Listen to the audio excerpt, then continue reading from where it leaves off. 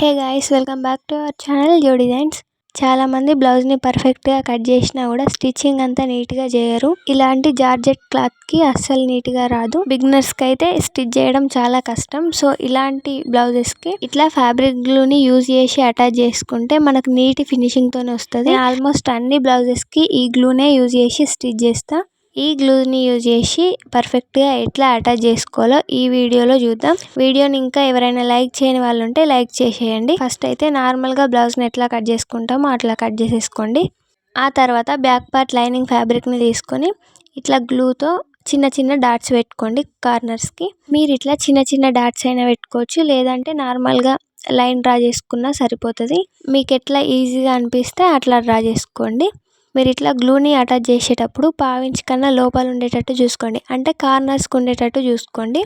Back part మొత్తం neck రౌండ్కి, కింద సైడ్స్కి, ఆర్మ్ రౌండ్ దగ్గర చుట్టూ ఇదే విధంగా మార్కింగ్ చేసుకోవాలి.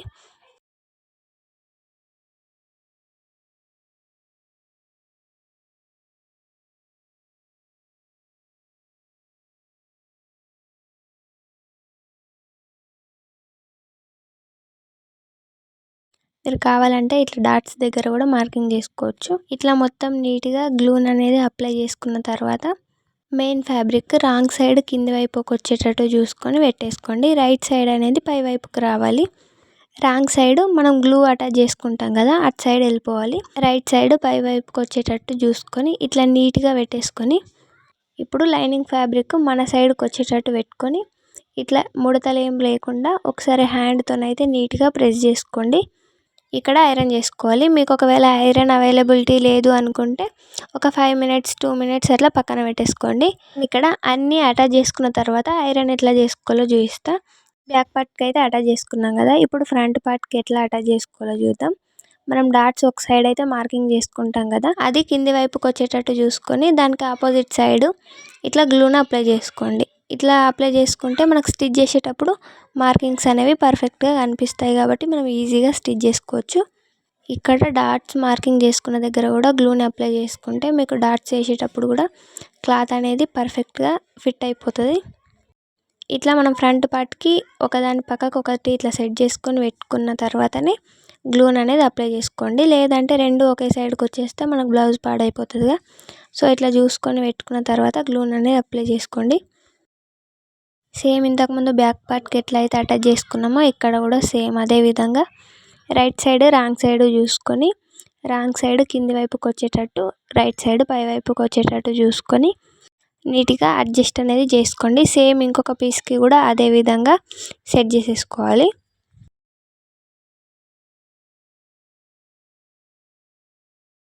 ఇట్లా నీట్గా పెట్టేసుకున్న తర్వాత ఒక్కసారి హ్యాండ్తో ప్రెస్ చేసుకొని తర్వాత లైనింగ్ ఫ్యాబ్రిక్ మన సైడ్ వచ్చేటట్టు చూసుకొని పెట్టుకోండి. ఇప్పుడు నీట్గా ఎక్కడ ఏం ముడతలు లేకుండా హ్యాండ్తోని వీడియోలో చూపించినట్టు సెట్ చేసేసుకోండి. ఆ తర్వాత నేను ఇక్కడ షేప్ బెల్ట్స్కి కూడా ఇదే ప్రాసెస్లో జాయింట్ చేసుకుంటా. మీకు క్లాత్ మిగిలినట్టయితే ఈ విధంగానే షేప్ బెల్ట్ని జాయింట్ చేసుకోవడానికి ట్రై చేయండి. స్టిచ్చింగ్ అనేది ఈజీగా అయిపోద్ది, మీకు అస్సలు స్టిచ్ చేసినట్టు కూడా అనిపించదు. ఇంతకు ముందు లాగానే షేప్ బెల్ట్స్కి కూడా గ్లూ అప్లై చేసుకొని main fabric right side wrong side చూసుకొని నీట్గా ఇట్లా అటాచ్ చేసుకోవడమే. Front part back part shape బెల్ట్స్కి అయితే ఇట్లా అటాచ్ చేసుకోవచ్చు. హ్యాండ్స్కి మనం తిప్పుకుంటాం కాబట్టి స్టిచ్ చేసుకున్న తర్వాత అయినా గ్లూతోని జాయింట్ చేసుకోవచ్చు, లేదంటే మిషన్ పైన అయినా స్టిచ్ చేసుకోవచ్చు. ఇట్లా మొత్తం అన్ని గ్లూతోని అటాచ్ చేసుకున్న తర్వాత ఐరన్ ఎట్లా చేసుకోవాలో చూద్దాం. ఐరన్ చేసుకునేటప్పుడు లో హీట్లో పెట్టేసుకొని ఐరన్ చేసుకోవాలి. ఇదే ఇక్కడ మెయిన్ పాయింట్. ఇప్పుడు ఫస్ట్ అయితే నేను ఇక్కడ బ్యాక్ పార్ట్ని ఐరన్ చేస్తున్నా. లైనింగ్ ఫ్యాబ్రిక్ పై వైపుకి వచ్చేటట్టు పెట్టుకొని లో హీట్లో ఐరన్ చేసుకోండి. బిగినర్స్ అయితే కొంచెం స్లోగా చూసుకుంటూ ఐరన్ చేసుకోండి. ఇట్లా మొత్తం బ్యాక్ పార్ట్ని అయితే నీట్గా ఐరన్ చేసుకోవాలి.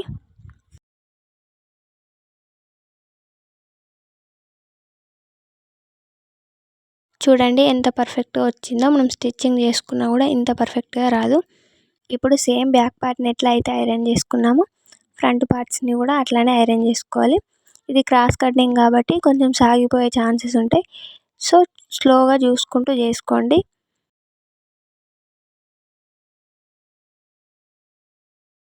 ఫస్ట్ ఐరన్ చేసుకున్న తర్వాత ఇట్లా మెయిన్ ఫ్యాబ్రిక్ సైడ్ తిప్పుకొని ఇక్కడ కూడా ఒకసారి ఐరన్ చేసుకోండి. కొంచెం ఇక్కడ మీకు ఏమైనా ముడతలు ఉన్నా నీట్గా క్లియర్ అయిపోతాయి. సేమ్ ఇదే విధంగా ఇంకొక పార్ట్ని కూడా ఐరన్ చేసుకోవాలి. అట్లనే షే బెల్ట్స్ని కూడా నీట్గా ఐరన్ చేసుకుంటే మనకు సింపుల్గా అయిపోద్ది.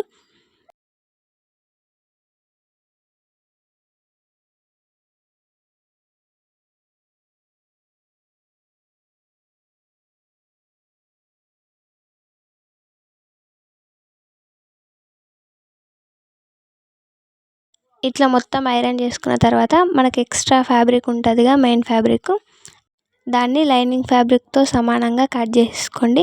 మీకు ఫినిషింగ్ అయితే సూపర్గా అంటే సూపర్గా ఉంటుంది.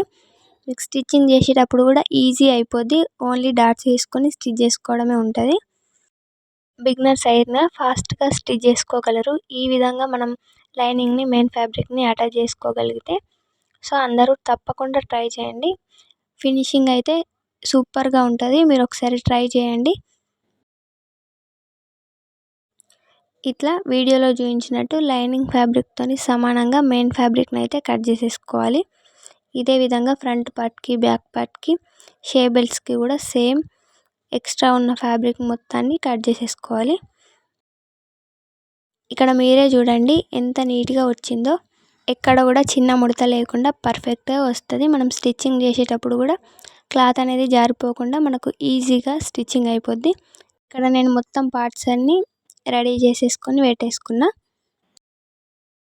ఇక్కడ నేను ఇదే ప్రాసెస్లో ఇంకో 2 బ్లౌజులని కూడా జాయింట్ చేసి స్టిచ్ చేస్తున్నా. ఇక్కడ నేనైతే హ్యాండ్స్ అనేది పక్కకు పెట్టేసుకుంటున్నా. హ్యాండ్స్ని మనం ఫోల్డింగ్ చేసి స్టిచ్ చేసుకుంటాం కదా. నేను ఆల్మోస్ట్ అన్ని బ్లౌజెస్కి ఇదే ఫార్ములా ఫాలో అవుతా.